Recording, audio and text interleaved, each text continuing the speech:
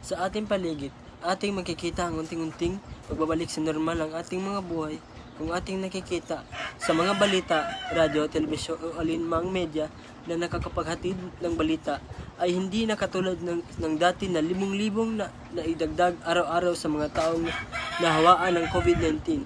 Ngunit kahit na mayroong magandang pagbabago at pag-unlad ng ating bayan, ay hindi pa rin natin masasabing unting-unting bumabalik sa normal sapagkat ang kaugayan ng sistema sa pag-aaral ay hindi na ibalik.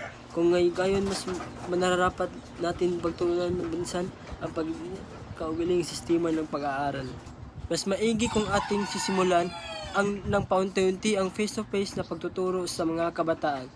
Ang pagsulong ng limited face-to-face learning sa paaralan ay ang bagay na kailangan nating suriin upang mabigyan ng pagkakataon na maipatupad. Sa kabilang panig, ang planong pagsusulong ng limited face-to-face classes ay agad namang sinulungatan ng Department of Interior and Local Government. Panila kung papayagan ang face-to-face classes, maaring lumobo ang kaso ng COVID-19 at sino ang magpapagamot sa mga batang magkasakit kapag pinayagan ang face-to-face classes.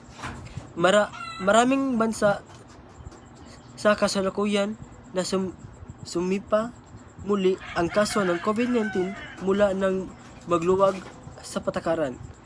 Bukod sa delikado ang kaligtasan ng mga mag-aaral sa ating mga silid-aralan, sa bawat paraan ay hindi pa handa. Kung ang kaligtasan ng kabataan ang kanilang ikinabahala, may mga bakuna na para sa mga kabataan at matagal na itong sinimulan. Sa ngayon, nangingibabaw na ang porsyento ng bilang ng mga mag-aaral na nababakunahan higit sa mga Department of Education na pabor ito sa pagkakaroon ng face-to-face classes, lalo na sa mga lugar na itinuturing na low risk sa bansa ng coronavirus diseases or COVID-19.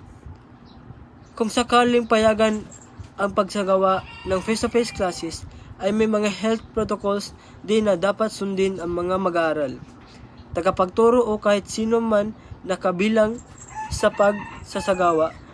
Kaya ating masisigurado na maiwasan natin ang anumang paglaganap ng mga mikrobyo. Sa karagdagan, may inilaan na ang mga DepEd na pondo na mahigit 30,000 na sa silid-aralan ang kanyang maipagawa kung ito ay ikinabahala. Kung gayon, sa mga inilahad ng pahayag ng mga makakataas at mag-alam ating magsasabi ng ating bansa ay handa na sa pagbabalik ng face-to-face learning sa mga paaralan. Sapat na ang 2 taon ng pagdudusa at paghihirap ng mga kabataan. Naway sana muling magkaroon ng face-to-face classes sa lalong madaling panahon. Dahil pahirap nila ng distance learning, bigyan na atin ng pagkakataon ang pagkakaroon ng face-to-face learning sa bawat paaralan.